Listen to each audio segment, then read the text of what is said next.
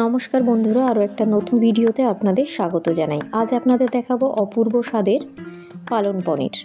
রেসিপিটা ভালো লাগলে লাইক করে শেয়ার করবেন, আর নতুন ভিডিও দেখার জন্য চ্যানেলটাকে সাবস্ক্রাইব করবেন।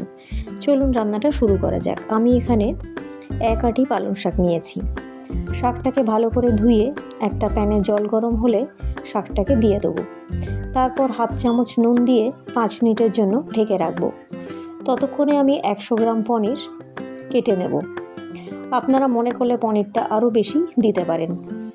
এবারে ঢাকাটা তুলে গরম জল থেকে শাকটা একটা পাত্রে তুলে ভালো করে ঠান্ডা জলে ধুয়ে নেব। ধুয়ে নেওয়ার পর হাত দিয়ে চেপে চেপে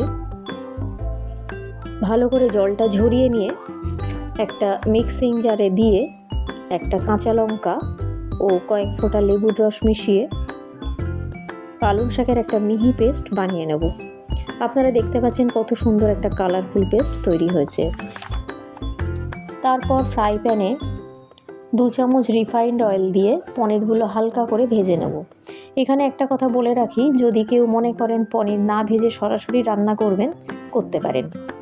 এবারে একটা মশলা তৈরি করে রাখবো। একটা বাটিতে 1/2 চামচ নুন, পরিমাণ মতো হলুদ, 1/2 চামচ জিরে গুঁড়ো, 1/2 চামচ ধনে গুঁড়ো, 1/2 চামচ রেড চিলি পাউডার ও 1/4 টিস্পুন গরম মশলার গুঁড়ো সামান্য জল দিয়ে ভালো করে গুলে রাখবো। আর একটা মাঝারি সাইজের টমেটো পেস্ট করে নেব। তারপর ফ্রাই প্যানে আরও 2 চামচ তেল দিয়ে প্রথমে একটা শুকনো লঙ্কা ও 1/2 চামচ গোটা জিরে দিয়ে একটু ভাজা ভাজা হলে বাটিতে গুলে রাখা মশলাটা ঢেলে দেবো। এই সময় গ্যাসের ফ্লেমটা বাড়িয়ে মশলার জলটা যখন শুকিয়ে যাবে তখন 1 চামচ আদা বাটা দিয়ে খুব ভালো করে নেড়ে চেড়ে যখন আদার কাঁচা গন্ধটা চলে যাবে তখন যে টমেটোটা পেস্ট করে রেখেছিলাম সেইটা ঢেলে দেবো। তারপর টমেটোটা ভালো করে কষে নিয়ে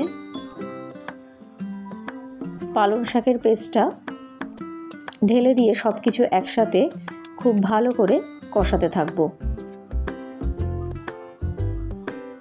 কষানোর পর ভেজে রাখা পনিরটা দিয়ে আরও একবার সব কিছু ভালো করে মিশিয়ে 2 থেকে 3 মিনিট রান্না করব। এবারে রান্নাটা আমার প্রায় শেষ হয়ে এসছে।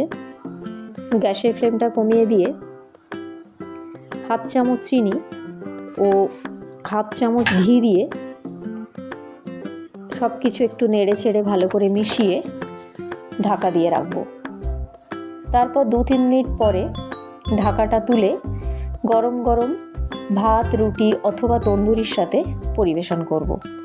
আজ এখানেই শেষ করছি। ভালো লাগলে কমেন্ট করে জানাবেন। সবাই সুস্থ থাকবেন, ভালো থাকবেন।